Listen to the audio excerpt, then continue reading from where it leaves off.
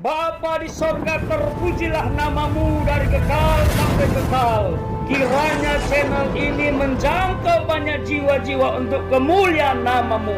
Dan berkatilah setiap orang yang telah mendukung channel ini. Di dalam nama Yesus hambamu berdoa. Amin. Pak Anang silakan. Saya berikan waktu untuk Pak Anang Yulianto. Ya, terima kasih. Shalom Aleichem. Shalom. Shalom. Luar biasa ini kesempatannya sangat berharga bisa bertatap muka dengan jenengan. Sejarah Alkitab dan literasi ya pendukung memang tidak lepas dari pembawa atau pemberita atau pionir Injil ya Pak. Khususnya sampai ke Indonesia. Orang awam menyebutnya tahunnya misionaris. Padahal Injil bisa diterima khususnya di tanah Jawa. Sebut saja pelopornya itu atau pionirnya Tunggu Gulung, ya Sadrak dan lain-lain. Kalau boleh itu saya mengambil istilah mungkin Kristen Nusantara ya Pak ya. Soalnya baru-baru ini ada istilah Islam Nusantara yang dibawa oleh Wali Songo, di mana melalui budaya dulu baru ajarannya. Ya mau diingkari terserah. Nah ini Pak yang ingin saya berdiskusi dengan jenengan. Bolehkah saya berpendapat bahwasanya tanah Jawa itu menerima semua agama, ya, terlebih agama Samawi. Jadi spiritualitas Jawa itu lebih legowo dalam menerima ajaran agama itu. Nah, karena indikatornya kita tahu bahwa semua agama tumbuh dengan baik dan berkembang dengan baik.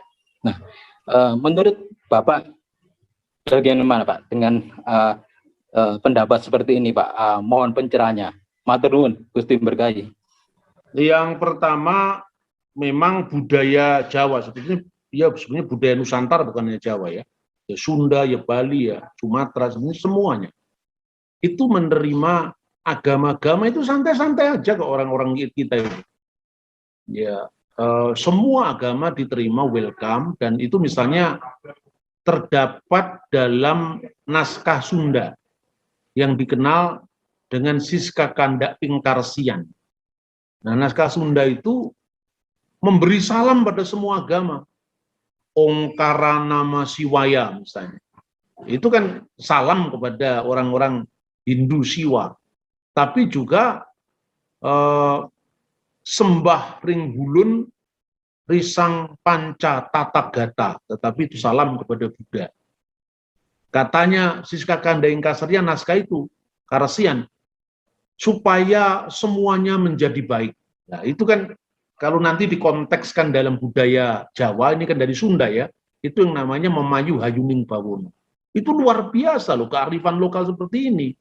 Itu yang hilang dari kita sekarang ini, gara-gara pionir budaya hitam putih, lorek-lorek jam songo mati itu, buto lorek jam songo mati itu kan, itu merusak Indonesia itu, makanya jangan bernafsu jadi polemikus, itu merusak Indonesia itu. Perbedaan itu bisa dirayakan, ya sekalipun setiap agama memiliki misi masing-masing itu enggak apa-apa. Itu saya itu sering kali dikritik sama orang Kristen misalnya. Pak Bambang kenapa sering menyebut Nabi Muhammad? Kan Muhammad bukan Nabi. Itu kan sopan santun sosial. Masa saya menyebut Nabi Muhammad itu disalahkan? Nabi saya kan bukan Muhammad. Gitu. Tapi ketika saya mengakui istrinya orang lain sebagai istri, masa saya salah? Mungkin dia punya wilayah masing-masing. Ketika saya mengakui Pak Juanda, bagaimana kabar istri Bapak? Kan bukan berarti saya pertentangan dengan istri saya, kan itu loh. Itulah cara pikirnya orang Nusantara. Makanya Siska Kanda Ingkasaryan mengatakan sembah Ringhulun Risang Panca Tatagata itu kan jelas ritualnya orang Buddha. Tetapi sebagai orang Hindu yang lebih dulu datang, dia mengatakan bakti kepada Siwa. Kan itu kan. Kemudian kedua ada hierarki ketaatan. Mangku bumi bakti di ratu, ratu bakti dewata, dewata bakti di yang. Mangku bumi itu pate, berbakti pada raja, raja kepada dewa. Pada kata ista dewata itu dewa tertinggi, itu Tuhan yang Maha Esa itu. Makanya dalam bahasa Batak dari kata dewa itu menjadi debata. Seperti vihara menjadi kata biara. Coba. Alkitab bahasa Batak kan menyebut debata. Opung-opung kita bilang debata mula jadi nabolon kan. Itu kan sebenarnya unsur-unsur Sanskrit yang dikelola dengan baik. Sekalipun orang Kristen tidak menyembah debatanya orang India, itu sudah jadi bahasa Indonesia gitu loh. Nah, kemudian ketika zaman Majapahit itu masih di atas lagi. Di atas debata itu ada yang itulah yang disebut Tuhan. Itu pun bahasa asli Nusantara, maka muncul kata menyembah Tuhan, sembahyang. Nah, jadi welcome semua agama, tetapi tidak kehilangan jati diri. Makanya tanhana dharma mangruwa, kebenaran itu hanya satu. Terserah pilihanmu masing-masing. Nah, kemudian terutama agama Samawi, enggak. Bukan hanya agama Samawi. Justru agama Samawi itu yang merusak perdamaian. Enggak, Samawi itu kan sebetulnya klaim teologis itu. Samawi itu agama langit, kemudian diartikan dipertentangan dengan agama bumi. Lah apa ya orang Hindu mau disebut agama bumi? Apa ya orang Konghucu yang percaya kitab suci dari langit itu agama bumi? Kan enggak. Semuanya berasal dari surga, tapi surganya masing-masing gitu loh. Jadi kalau kita menyebut agama Hindu, agama bumi, saya pernah dimarahi Profesor Mada Titip dari Parisada Hindu Dharma. Terus Pak Bambang jangan mengatakan kami ini agama bumi loh. Ya setiap agama berasal dari surga katanya. Ya Pak, saya kan tadi mengutip tulisan orang lain, bukan tulisan saya. Ya tapi harus diluruskan itu, enggak ada agama bumi, agama langit. Semua agama asalnya dari Tuhan menurut kepercayaan masing-masing. Itu lebih fair, ya saya kira itu. Pak Bambang, bagaimana dengan pembakaran kitab Taurat yang tertulis dalam kitab 1 Makabe 1 ayat 56 dan 57, sehingga adanya tuduhan bahwa kitab orang Yahudi telah mengalami pemalsuan karena peristiwa tersebut. Bagaimana kebenaran peristiwa tersebut dalam tinjauan sejarah? Terima kasih, Pak. Iya, sekarang gini, tek-tek historis itu harus kita dengar. Tapi persoalannya, ya persoalan itu begini. Persebaran naskah itu kan masih ada. Jadi katakanlah ada Taurat yang dibakar, ya. Tetapi sebetulnya varian-varian Taurat itu misalnya Samaritan di situ ada. Ya, orang Samaria itu kan sebelum Makabe misalnya, gitu loh. Jadi makanya jangan hanya membatasi sejarah agama Yahudi itu hanya pada Yudaisme, karena sebelum itu ada orang Samaria. Ya kalau sekarang kalau misalnya yang dibakar pada masa setelah Samaria itu terjadi, ya kalau itu terjadi harus kita akui terjadi. Tapi kan ada Taurat sebelumnya. Nah seperti itu kira-kira. Maka kita tidak boleh melakukan generalisasi dalam penyimpulan sejarah. Kemudian Pak Bambang, ada yang berpendapat bahwa kitab PB itu berbahasa Ibrani. Bagaimana pendapat Bapak? Ya, tunjukkan naskahnya mana kan gitu kan, persoalan gampang sekali kan. Kita tidak boleh segala sesuatu dasarnya adalah tafsir tanpa dilandasi oleh teks. Jadi kalau maka silakan masuk sekolah teologi ya supaya belajar yang baik. Jadi gini, yang namanya kritik metode kritik itu kan tidak hanya metode kritik teks ya. Ada kritik bentuk, kritik teks, kritik sastra. Ya sekalipun kalangan Injili itu sangat hati-hati dengan metode kritik selain kritik teks ya. Sebab sekarang misalnya kritik bentuk. Ya, misalnya itu contoh ya. Kritik bentuk itu misalnya doa Bapa kami di dalam Lukas kenapa lebih singkat daripada doa Bapa kami dalam Injil Matius. Kan itu kan. Kemudian dia mengemukakan teori bahwa segala sesuatu yang lebih sederhana itu pasti lebih tua. Nah, kemudian yang lebih sophisticated itu pasti lebih muda. Itu kan sebetulnya teori evolusi yang dimasukkan ke dalam studi teologi. Karena dalam teori evolusi manusia kan berkembang dari yang paling sederhana sampai yang saling canggih. Hanya dengan metode kritik bentuk saja tidak cukup. Karena apa? Pertama, teksnya sendiri mengatakan, ya, pertama memang antara Kodeks Vatikanus memang lebih singkat. tetapi dalam kodeks Tectus Septus, kodeks kalau tidak salah itu Bisai, itu memang lebih luas. Nah, ini masih bisa dipersoalkan lagi karena apa? Biasanya tradisi Bizantium itu membaca teks-teks kitab suci itu selalu dikaitkan dengan teks liturgis. Nah, tetapi kalau katakanlah misalnya Kodeks Vatikanus yang dijadikan rujukan dan banyak penerjemahan kitab suci, sehingga teks dalam Injil Lukas lebih singkat, itu belum cukup untuk menyimpulkan bahwa teks Matius itu pengembangan gereja bukan sabda Yesus asli, tidak cukup. Karena apa? Pertama, karena di dua tempat yang berbeda itu diajarkan. Kalau Anda pergi ke Israel, doa Bapa kami Matius itu sebetulnya pola doa jemaat. Ya, itu diajarkan Yesus dalam bagian khotbah di atas bukit, tempatnya di Galilea. Nah, sementara yang namanya Injil Lukas, ya, ajarlah kami berdoa seperti Yohanes mengajar murid-muridnya berdoa. Itu konteksnya di Yerusalem, jadi dua tempat yang berbeda ini loh. Jadi seperti ini mestinya pemahamannya ya. Jadi tidak mudah untuk itu, tapi ya tidak sulit sebetulnya kalau kita mau benar-benar menggumuli itu. Demikian kira-kira. Oke, terima kasih. Lanjut dari kolom chat, Pak Bambang. Dalam Kejadian 1 ayat 1, kata Elohim menurut Pak Bambang apakah plural of Trinity ataukah plural of Majesty? Dan apakah dasar pemikiran Pak Bambang tersebut? Oh iya, terima kasih. Nah, kalau ini bukan sekedar studi kritik teks, ini sudah masuk ke ranah penafsiran teologis ya. Kata Elohim itu sebetulnya pluralis majestatikus. Jadi itu jamak keagungan.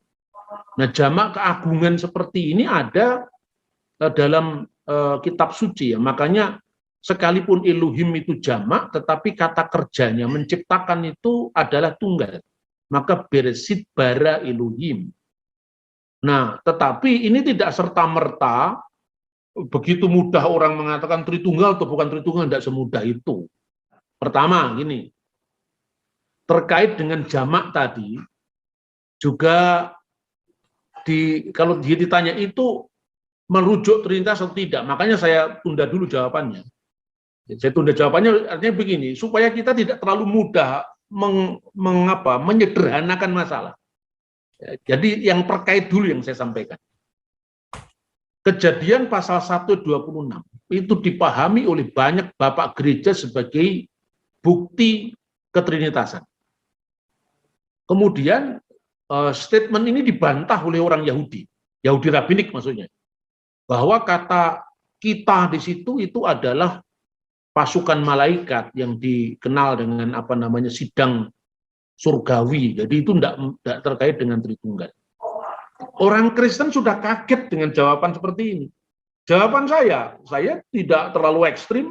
Dikatakan menurut Pak Bambang bagaimana? Ini termasuk bukan sekedar Elohim itu jamak kebesaran, jamak keagungan, atau jamak dalam pengertian diarahkan pada Tritunggal. Tidak sederhana itu.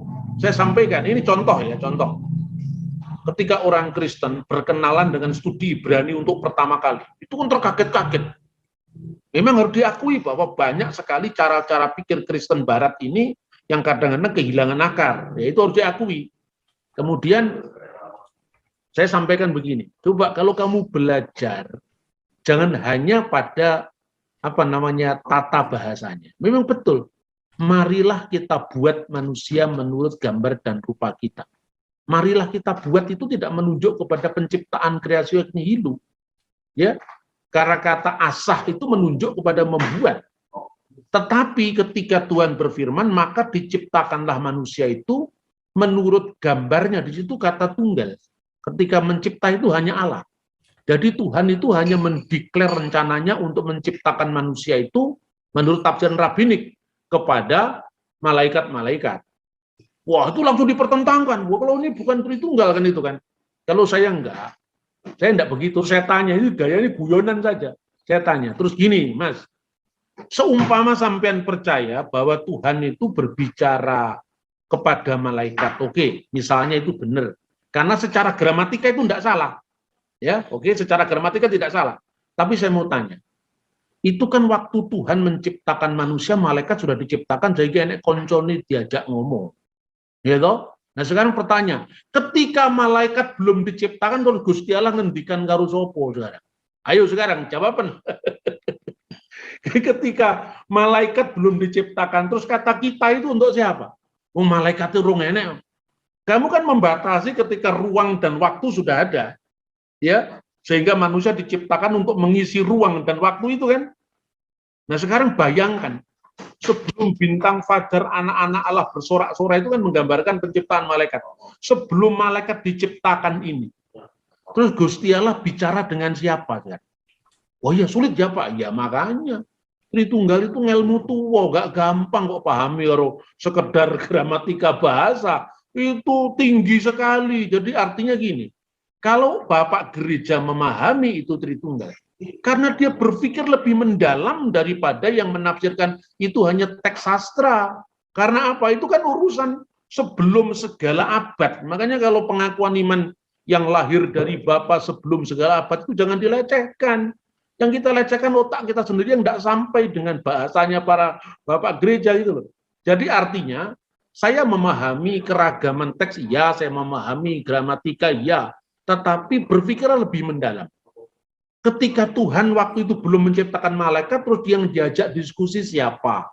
Ya toh? Makanya jangan hanya membaca tulisan-tulisan rabbinik, bacalah misalnya tulisan orang-orang Yahudi yang berbahasa Yunani.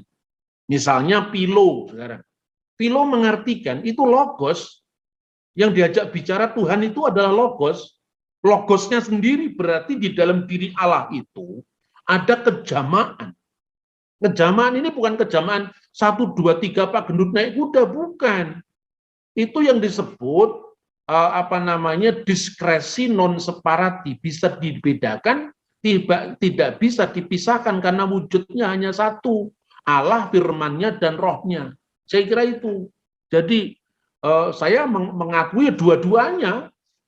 Ya, artinya itu jamak keagungan, tetapi kalau ditafsirkan jadi Tritunggal, salahnya di mana? Ya, coba perhatikan tulisan-tulisan rabbinik yang juga banyak spekulasi. Kadang-kadang ayatnya tidak ada kaitannya antara misalnya pohon di Libanon dengan Bait Allah yang dihancurkan, kok dihubung-hubungkan? Nah ini orang Kristen menghubungannya logis, kok ditolak sekarang. Gitu loh, kira-kira. Ya, saya kira itu. Oke, menarik Pak. Ini ada sedikit tambahan. Ada mahasiswa STT tanya, apa kesulitan orang Yahudi yang ngerti bahasa Ibrani tidak bisa menerima Tritunggal? Itu sambungan tadi, mungkin ditambahin dikit-dikit gitu Pak. Oke. Ya persoalan Tritunggal kan bukannya soal persoalan bahasa, itu persoalan ya kalau secara iman itu adalah anugerah Roh Kudus ya secara iman ya, tapi Tritunggal itu tidak hanya dibangun di atas dasar bahasa, itu pemikiran yang mendalam gitu loh. Jadi ketika Philo itu adalah seorang filosof Yahudi yang hidup pada abad pertama. Sekalipun Philo itu artinya gagal mendamaikan pemikirannya dengan monoteisme Yahudi, makanya dia mengatakan logos. Jadi Philo itu menafsirkan Tuhan berbicara kepada siapa dalam Kejadian 1 ayat 26. Philo ini Yahudi loh. Dia bukan Yunani, dia orang Yahudi yang berbahasa Yunani dan dia tergila-gila dengan filsafat Yunani. Dia mengatakan itu logos. Logos itu firman. Tapi Philo gagal mendamaikan. Dia mengatakan bahwa logos itu deuterotheos, Allah kedua. Lah ini tidak cocok. Ketika Yohanes menulis tentang logos, dia mengatakan en arki in hologos, pada mulanya ada logos, ki hologos en prostontion ki theos in hologos, dan theoslah logos itu. Ketika firman itu adalah Allah, maka tidak ada dua entitas kekal dalam diri Allah. Hanya ada satu entitas kekal, karena logos itu adalah Allah sendiri. Justru gereja yang bisa mendamaikan itu dengan Tritunggalnya. Karena teks itu ada dalam kitab suci. Lalu keberatannya apa orang Yahudi kalau tidak pakai itu? Ya pertama karena memang begini, antara pikiran orang Yahudi dengan cara pikirnya analitik orang Yunani itu beda. Tapi tidak berarti kekristenan menjadi pengikut Helenis loh. Jadi kalau di dalam bahasa Yunani kata Helenis itu artinya orang Yunani dengan filsafat Yunani. Tapi kalau Eliniskon itu adalah orang Ibrani yang berbahasa Yunani. Jangannya dibatasi bahasa Ibrani saja, ya.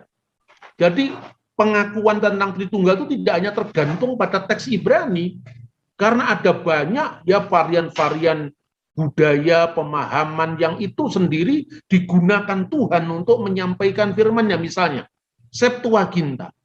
Septuaginta itu menerjemahkan lebih tepat karena kata almah itu artinya bisa anak gadis, bisa perawan, bisa perempuan muda, maka diterjemahkan Parthenos itu jelas-jelas berarti perawan itu. Ya itu kira-kira seperti itu. Jadi Tritunggal itu bicara tentang hakikat Allah. Maka ketika orang Yahudi menolak itu ya tidak apa-apa, itu pilihan. Tapi artinya gini, ketika dia menolak Tritunggal, yang jelas bahwa Bapa, Firman, dan Roh Kudus itu adalah satu substansi. Jadi tidak ada tiga oknum yang terpisah, tapi disebut pribadi karena ada pusat kesadaran. Pertanyaannya gini, Allah itu kasih, misalnya. Kasih Allah itu kekal apa tidak? Ya kekal, Pak. Kalau tidak kekal bagaimana? Berarti Allah mengasihi. Kalau kasih itu tidak kekal, berarti tidak ada sasaran kasih. Yang mengasihi, yang dikasih, dan kasih itu sendiri.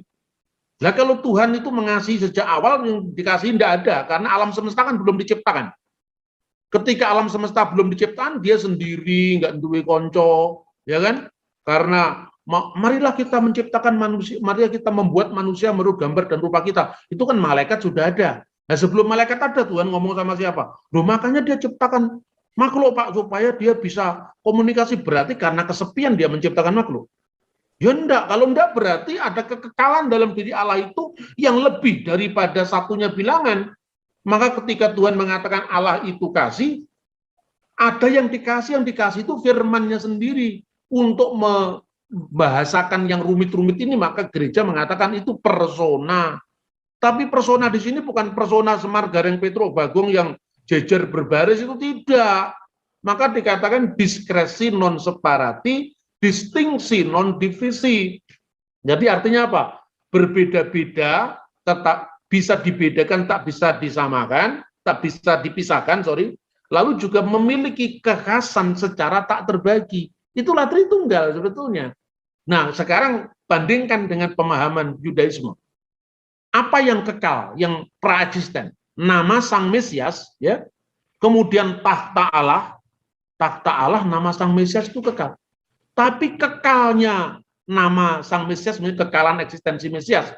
Sebelum ciptaan ada, Mesias sudah ada. Ini kekal. Takhta suci juga kekal. Pertanyaannya, yang kekal tapi tidak diawali oleh waktu, tidak diakhiri oleh waktu, tetapi dia bukan Allah. Lalu statusnya apa? Yang kekal itu kan ya tidak diawali waktu, tidak diakhiri oleh waktu. Ya toh? Nah sekarang kalau Allah itu kekal, artinya Allah tidak diawali waktu, tidak diakhiri waktu. Nama Sang Mesias itu kekal, berarti tidak diawali waktu, tidak diakhiri waktu. Kan gitu kan? Takhta suci juga kekal, seperti itu. Kalau dimaknai itu kekalan seperti itu, berarti ada dua yang berdamping-dampingan, berkekal. Ini apakah monoteis? Makanya Philo gagal ketika dia mengatakan Tuhan berdialog dengan logosnya, tapi logos disebut Deuterotheos, Allah kedua. Alkitab Perjanjian Baru mengatakan logos itu adalah Allah, Yohanes 1:1. Makanya tidak ada dua yang kekal. Nah itu perlu sesi tersendiri saya kira yang seperti ini. Ya, mungkin kita belajar lagi tentang Tritunggal dari sudut pandang bapak-bapak gereja misalnya. Nah, sekarang lanjut ke yang PB, Pak. Di kolom chat ini, Shalom Pak Bambang, ada pendapat bahwa penetapan kanon PB terdiri dari 27 kitab karena pengaruh kuat dari Kaisar Konstantin dan Athanasius, Uskup Alexandria, sehingga ada banyak kitab-kitab yang tidak dimasukkan dalam PB. Mohon penjelasan Pak Bambang. Ada tekanan tidak, Pak? Sekarang gini, membaca sejarah itu jangan sepotong-sepotong. Membaca Konstantin jangan hanya baca ensiklopedia Britannica, ensiklopedia Americana. Baca tulisan langsung tentang Konstantin. Misalnya ya kehidupan Kaisar Konstantin, Hayatu Kaisar Konstantin, itu saya hanya membaca dalam terjemahan bahasa Arab. Karena waktu saya kuliah di Kairo itu mau baca yang bahasa Yunani nggak punya uang saya. Maka yang paling murah itu kan terjemahan bahasa Arab. Tapi saya janji akan memperlengkapi sumber primernya, karena bahasa Arab kan juga terjemahan. Tapi terjemahan bisa dipertanggungjawabkan. Terus kemudian Konstantin. Lalu Anda lihat sejarah Konsili Nikia itu, misalnya Anda baca dari karya Sokrates Skolastikus, itu kan hidup sejaman, kan? Hidup sejaman dengan konsili itu. Gitu. Jangan hanya baca konsili dari ensiklopedia umum, apalagi dari tulisan polemik. Perhatikan di situ. Athanasius itu adalah orang yang pernah mengalami pembuangan oleh Konstantinus Agung. Konstantin itu pernah membuang Athanasius karena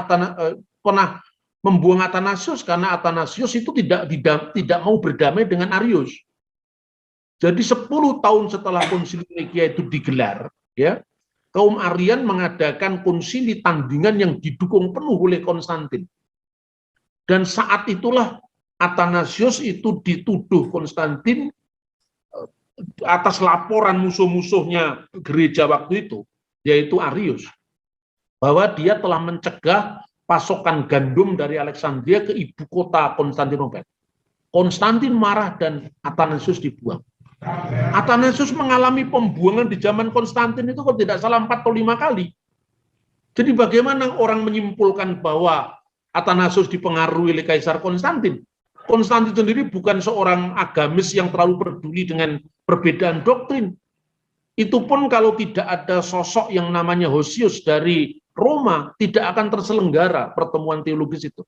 Karena Konstantin pernah membatalkan niatnya mengunjungi Alexandria karena dia tidak mau mendengarkan perdebatan antara kaum Arian, Arius dan gereja Alexandria. Itu tidak betul. Karena apa? Sebelum Konsili Kartago di zaman setelah abad keempat itu, pada zaman abad keempat tahun 375 kan, itu sudah ada pembicaraan tentang kanon. Salah satunya adalah kanon Muratori. Sebelum itu, kita bisa membaca misalnya kutipan-kutipan perjanjian baru mulai dari Matius, Markus, Lukas, Yohanes pada tulisan yang paling awal. Misalnya, doa Bapa kami sudah dikutip di dalam karya buku yang dikenal dengan Didache. Didache termasuk Apostolic Fathers. Buku ini merupakan buku katekisasi terkuno di dunia karena ditulis ketika Rasul Yohanes masih hidup. Di situ ada 2 jalan yang dikutip Injil Matius. Di situ ada doa Bapa kami persis dengan doksologinya dalam Injil Matius.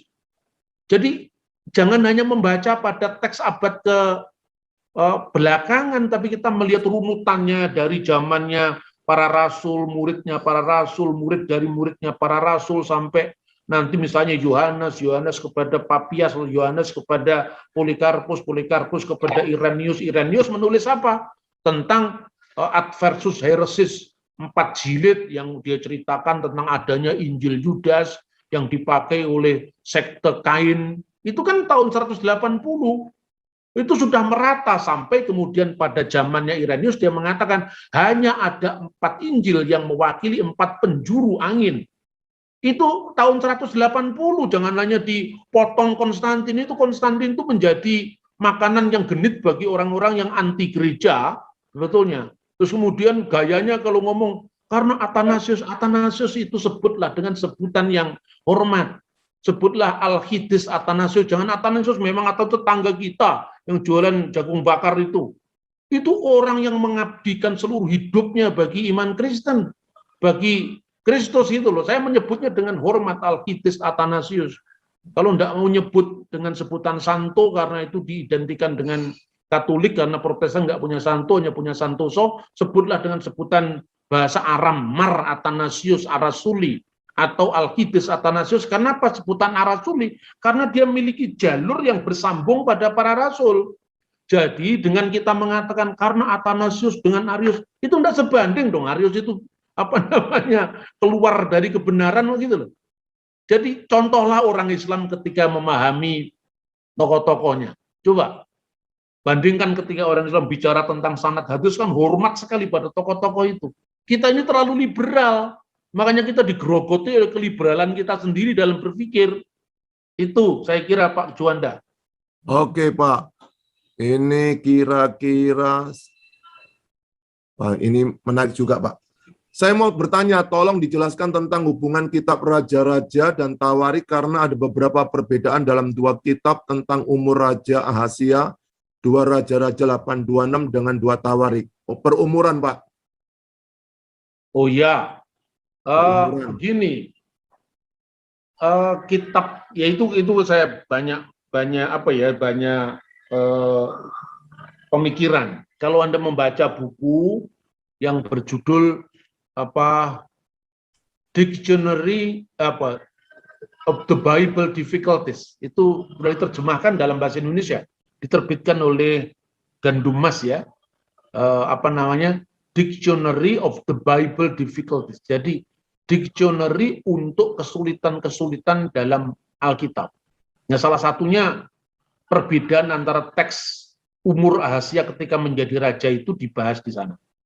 Tetapi dalam buku itu ya, yang saya kurang setuju ya, di situ dikatakan bahwa itu terjadi salah salin, terjadi kesalahan salin. Saya hanya berani mengatakan itu adalah kesalahan salin apabila ada salinan yang dibandingkan. Kayak misalnya tadi, dalam kasus teks laut mati dari Yesaya pasal 21 ayat 8 dengan teks Masoretik, itu kan ada naskah yang dibandingkan. Ya. Nah sekarang mana naskah yang dibandingkan itu memang aslinya memang berbeda kok itu. Nah kalau memang aslinya berbeda, jangan kita menuduh ada salah salin. Septuaginta juga mengatakan kalau tidak salah mengatakan hal yang sama. Berarti begini, kalaupun mungkin itu terjadi perbedaan harus dicari pada jalur yang lain. Nah, saya berpikir begini, kata berumurlah 22 tahun ketika Ahasia menjadi raja. Satunya menggunakan kata berumurlah, jadi secara harfiah begitu. Berumurlah 42 tahun ketika Ahasia menjadi raja. Yang satunya jelas Arba'im, itu 40 ya. Arba'im, Ben Arba'im Ustayim. Jadi 42 tahun sanah Ahasia bimulku. Berumurlah 42 tahun ketika Ahasia menjadi raja. Satunya itu berumurlah 22 tahun ketika Ahasia menjadi raja. Mana yang kita ambil? Teks ini dua-duanya tidak mendasarkan itu umur saat apa. Jadi cuma dikatakan berumurlah 22 tahun ketika Ahasia menjadi raja. Satunya berumurlah 42 tahun ketika Ahasia menjadi raja. Berarti ini tidak jelas menunjuk kepada umurnya Ahasia atau umur apa. Nah, penjelasan yang mungkin masuk akal adalah yang 42 itu adalah umur dari dinasti jahat yang diteruskan dari Omri, karena konteksnya kisah itu adalah tentang kitab itu ya, tentang menceritakan tentang siapa Omri, siapa Ahab ya. Kemudian kerajaan Yehuda itu bersekongkol dengan kerajaan utara. Maka kalau dihitung dari zamannya Omri sampai Yoram Ahasia, jadi itu persekutuan antara kerajaan selatan dan kerajaan utara, itu persis 42 tahun. Kapan berapa tahun Omri memerintah, berapa tahun Ahab memerintah, berapa tahun Yoram memerintah, sampai pengangkatan Ahasia itu 42 tahun. Sementara yang satu berbicara tentang umurnya Ahasia sendiri. Dan ini lebih masuk akal karena apa? Karena bapaknya Ahasia saja umurnya 32. Masa anaknya umur 42. Jadi kira-kira sebanding begini. Berumurlah 50 tahun misalnya ini tidak benar-benar dicek, kan itu perumpamaan. Berumurlah 50 tahun ketika SBY dilantik presiden. Berumurlah 70 tahun ketika SBY dilantik presiden. Ini misalnya. Berumurlah 70 tahun ketika SBY dilantik presiden, itu umurnya Republik Indonesia. Berumurlah 50 tahun ketika SBY dilantik presiden, itu umurnya Pak SBY. Itu lebih masuk akal. Dan itu didukung oleh sebuah temuan arkeologi yang disebut batu Mesa yang ada di kerajaan Yordan, ditemukan di kerajaan Yordan, di mana orang-orang Moab itu sangat kesal hati mereka karena mereka selalu ditindas oleh orang Israel sejak zaman Omri, yaitu 40 tahun lamanya. Jadi 40 tahun yang lama itu apabila dihitung dari Omri sampai peperangan yang terjadi dengan Israel, yaitu zamannya Yoram, itu memang 40 tahun. Nah, ketika itu kemudian Ahazia diangkat menjadi raja. Jadi kisah tentang peperangan Raja Mesha dari Moab dan Alkitab itu, dan Yoram Raja Israel itu dicatat dalam prasasti Batu Moab atau prasasti Mesha. Itu saya kira. Oke, Shalom Pak Bambang, terima kasih buat kesempatan bertanya. Saya orang Kristen awam, lahir Kristen. Saya baru tahu kalau ternyata Alkitab itu sekompleks itu. Pertanyaan saya sebagai orang awam. 1, apakah untuk beriman kepada Tuhan harus paham dulu arti teks asli dan arti yang benar? 2, apakah arti teks hanya satu arti saja? Bolehkah kisah Alkitab dipahami sesimpel pengalaman dan semampu saja? Seperti misal ketika saya baca Yesus memecah roti, maka saya mempercayai kalau Yesus sanggup memenuhi kebutuhan umatnya. Hanya itu yang saya mampu pahami. Apakah salah? Ya tidak salah. Maka kan saya selalu mengatakan begini. Orang Kristen itu kalau membaca kitab suci yang penting ngerti. Walaupun tidak paham kompleksitas bahasa asli. Kalau orang Islam itu yang penting asli walaupun rata-rata tidak mengerti. Nah itu kan, kenapa? Karena dalam Islam tidak sekompleks Kristen. Karena kitab suci Quran itu kan muncul dari satu zaman, satu nabi, gitu. Jadi kan nggak sulit, seperti Anda bandingkan kisah hidup Jokowi dengan Indonesia dari ambang sejarah sampai zaman Jokowi, kira-kira seperti apa? Ketika Anda bicara tentang kerajaan Sriwijaya, apakah Anda bisa menemukan klepon di sana? Kalau tidak ada bukti historis makanan yang namanya klepon, ya jangan ngarang-ngarangan gitu kan. Nah sekarang, orang nonton opera Jawa menceritakan tentang Raja Gajah Mada yang Patih Gajah Mada yang misalnya diperankan oleh Pak Kirun.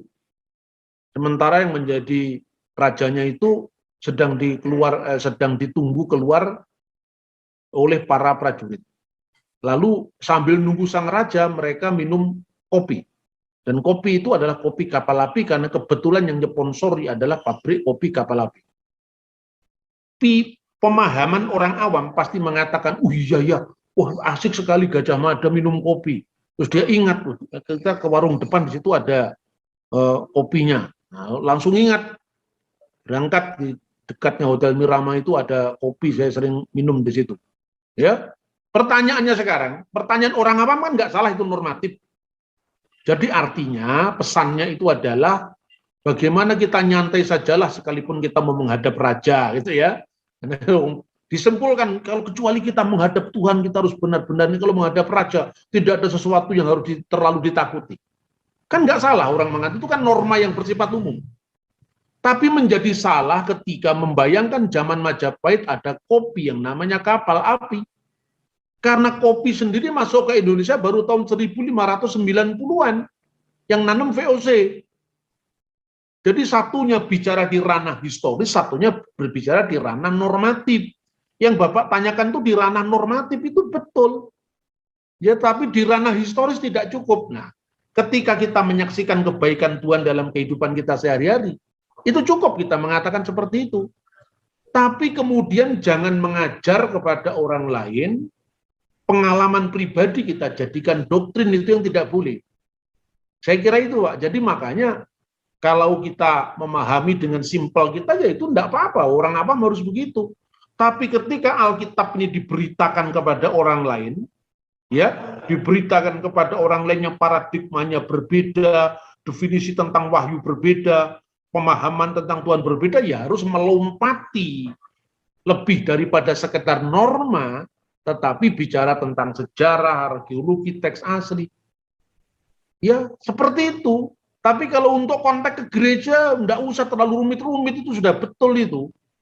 Nah, saya kira itu. Saya mau dicerahkan kembali bagaimana sejarah singkat penyusunan Alkitab yang sekarang ini mengingat banyaknya sumber-sumber tulisan yang beragam. Siapa yang mengumpulkan dan memutuskan sehingga menjadi Alkitab sekarang? Itu aja Pak buat pegangan kita, Sun. Ya, untuk perjanjian lama itu jaraknya panjang. Ini nggak sama dengan apa ya? Saya bilang Alkitab itu bukan kitab suci dari satu zaman. Untuk perjanjian lama, gereja tidak melakukan apa-apa. Gereja ngikuti saja apa yang ada di sebelumnya karena orang itu dari Yahudi. Jadi mulai dari pengumpulan perjanjian lama itu misalnya di zaman Yosefus itu kan sudah ada daftar-daftar kitab suci perjanjian lama itu nantinya diterima oleh orang Kristen. Kemudian untuk perjanjian baru, ya pertama-tama gereja itu ya sudah ada ketika perjanjian baru belum ada kan. Lalu kemudian dikumpulkan lewat tulisan-tulisan muridnya para rasul, dibacakan di depan jemaat. Seperti dulu Tuhan bicara kepada para nabi yang dibaca perjanjian lama. Sekarang ini kita mesti bagaimana belajar dari para murid Yesus yang dibaca perjanjian baru. Maka Injil disebut memoir para rasul. Nah itu berjalan alamiah saja. Jadi kalau misalnya kitab Wahyu terlambat dikenal di timur, di barat sudah dikenal, tidak usah resah. Karena Anda jangan bayangkan zaman dulu seperti zaman sekarang. Ya, karena di barat ini kan memang Rasul Yohanes adanya di Patmos pertama kali itu. Terlambat diterima di timur itu wajar yang seperti itu. Tapi dalam proses kesejarahan, ketika munculnya bidat Markion, yang dia mencoba untuk mengubrak-abrik kitab perjanjian baru, lalu gereja bertindak. Atas hak siapa ya? Hak para rasul. Karena yang dilakukan oleh gereja kan murid-muridnya para rasul, yang dilantik oleh para rasul, lalu dilantik oleh muridnya para rasul, lalu itu bertindak. Atas dasar apa kamu mau mengubah kanon saya? Lalu muncullah kanon Muratori. Ya, itu reaksi terhadap Markion. Dan nanti puncaknya itu pada surat-surat Paskah dari Alhides Athanasius Arastuli dari Alexandria, kemudian konsili Kartago. Itulah jadilah kita perjanjian baru. Saya kira itu. Yang mengumpulkan siapa? Gereja, bukan orang per orang. Gereja sebagai komunitas rasuli. Maka kebiasaan itu dilanjutkan dari kisah para rasul. Atas putusan Roh Kudus dan putusan kami. Jadi Alkitab itu bukan produk perorangan. Itu produk umat beriman. Saya kira itu. Nyambung yang itu Pak Bambang, pengkanonan itu dilakukan apakah untuk keperluan kekristenan saja atau ada faktor lain Pak? Yaitu tadi kanon pertama kali merupakan reaksi karena kitab-kitab dibajak oleh kelompok lain. Itu kelompok yang mengaku diri Kristen tetapi dia tidak memiliki tidak memiliki kesinambungan dengan para rasul, yaitu Markion. Markion itu sekte pengikut dari Gnostik yang kemudian mengembangkan lebih ekstrim yang disebut dengan doketisme. Jadi dia menganggap bahwa Yesus itu tidak pernah benar-benar jadi manusia, lalu dia mengubrak-abrik kanon. Injil Matius dibuang, Injil Markus dibuang, Injil Yohanes dibuang, tapi Injil Lukas diterima. Tetapi begitu dia lihat ada silsilah Yesus, ada kelahiran Yesus dari seorang perawan, 3 pasal pertama dibuang sama Markion. Lah kenapa dibuang? Karena menurut dia, Yesus tidak pernah benar-benar jadi manusia, maka bagaimana ada silsilahnya? Lah kan gereja marah, itu miliknya gereja, miliknya para rasul mau diobrak-abrik sama Markion. Maka gereja melakukan yang namanya kanonisasi. Dikenalah yang namanya kanon Muratori, itu reaksi dari bidat Markion yang pertama kali. Saya kira itu. Terima kasih saudaraku sudah mendengarkan penjelasan hambanya Bapak Dr. Bambang Nursena. Saya kira pertanyaan-pertanyaan tentang Tuhan, Alkitab atau firman Allah yang mengarah kepada kanon dan termasuk kehidupan orang percaya, kita harus sungguh-sungguh belajar. Baik itu dari sumber yang tepat maupun dengan cara berpikir yang baik.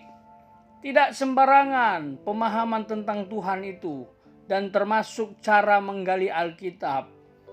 Mari kita belajar sungguh-sungguh supaya pemahaman kita tidak salah. Kalau pemahaman kita salah, maka kita menjadi salah paham. Hambanya ini Bapak Dr. Bambang Nursena merupakan salah satu narasumber yang sangat baik. Dapat dipercaya karena beliau sudah menggali Alkitab, bahkan menggali historis tentang sejarah Alkitab dengan baik. Mengapa kita harus belajar sungguh-sungguh? Karena Tuhan itu panutan. Karena Tuhan itu adalah pribadi yang harus kita ikuti. Kalau kita belajar dari orang yang salah, maka pemahaman kita tentang Tuhan juga salah. Dan penerapan juga salah. Banyak sekali bidat di mana-mana dan siap menghancurkan pemahaman kita. Memutarbalikkan kebenaran firman Allah. Oleh sebab itu waspadalah, kenali ciri-ciri bidat. Biasanya dia tidak menggali Alkitab berdasarkan ilmu yang baik. Baik itu memahami Alkitab itu sendiri maupun menggalinya. Ingat, Alkitab adalah otoritas tertinggi orang percaya dalam memahami ketuhanan, dalam memahami kehidupan. Jadi harus mengerti cara belajar Alkitab yang baik. Pelajari latar belakang tokoh tersebut. Jangan-jangan dia tidak pernah sekolah di bangku teologi.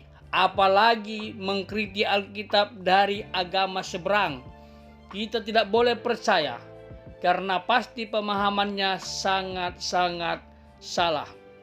Jadi cintailah firman Tuhan. Pelajari firman Tuhan. Dan kita juga minta Roh Kudus untuk memimpin, menuntun kita memahami firman Allah. Ada istilah iluminasi, yaitu penerangan Roh Kudus kepada pembaca. Lalu kalau masih kita kurang, belajarlah dari orang-orang khusus, para ahli, teolog, yang sudah belajar teologi dengan baik. Mungkin gembalamu, pendetamu, atau rohaniawan yang kamu tahu, yang mungkin kamu bisa minta tolong. Dan terakhir, hiduplah sesuai dengan firman Allah itu. Hiduplah sesuai dengan ajaran Tuhan. Tunjukkan bahwa kita adalah pengikut Tuhan yang sejati. Pastikan orang melihat Tuhan dalam hidup kita, dalam setiap kebiasaan kita. Itu sangat penting, karena kalau kita bicara firman, bicara tentang Tuhan, tapi kehidupan kita menjadi sandungan untuk orang lain, percuma. Orang juga akan melihat sikap kita. Kalau kita belajar tentang Allah, Tritunggal, tentang Yesus, mari teladani supaya orang lain lihat. Sungguh-sungguh aplikasikan dalam kehidupan kita. Karena kita adalah Injil berjalan. Kitab suci yang bisa dibaca oleh siapa saja, di mana saja, dalam situasi apa saja. Pastikan mereka sungguh-sungguh melihat Kristus dalam diri kita, dalam hati kita. Kita harus punya perbedaan dengan orang-orang yang tidak mengenal Allah. Jangan jadi orang Kristen yang mudah marah, tersinggung, sakit hati, lalu suka menipu, suka membohongi orang lain, menggunakan kesaksian palsu. Itu bukanlah orang Kristen sejati. Orang Kristen sejati itu menjadi berkat bagi banyak orang, perkataannya bisa dipertanggungjawabkan dan tidak pelit, tapi murah hati membantu orang-orang yang membutuhkan. Saya tahu ini tidak mudah, tetapi mari. Jawaban yang paling penting buat mereka yang tidak mengenal Tuhan adalah kehidupan kita, pelayanan kita, aktivitas kita yang jadi berkat. Karena kalaupun kita jago atau handal mengenai ilmu ketuhanan dan paham Alkitab, tapi kalau tidak disertai dengan perbuatan yang positif dan menjadi berkat bagi orang lain, orang akan tersandung. Mari minta kekuatan Tuhan, kekuatan Roh Kudus, supaya kita bisa memahami Allah dengan baik dan juga bisa menerapkan firman Allah dengan baik. Pastikan hanya Tuhan saja yang dipermuliakan dalam setiap kehidupan kita. Jangan ada satupun orang yang menyombongkan diri, apalagi merasa sudah diberkati Tuhan lalu melihat orang-orang sekitar rendah. Jangan. Kalau kita diberkati berarti Tuhan punya tujuan kita menjadi saluran berkat. Saya kira ini saja. Ingat, iblis mengintai, iblis mengintip, siap untuk menjatuhkan kita, saudara. Kalau fondasi kita tidak kuat, kalau iman kita tidak kuat, kalau pengharapan kita nggak kuat, kalau kasih kita tidak nyata kepada sesama, maka kita adalah target sasaran iblis yang paling empuk. Tuhan Yesus memberkati.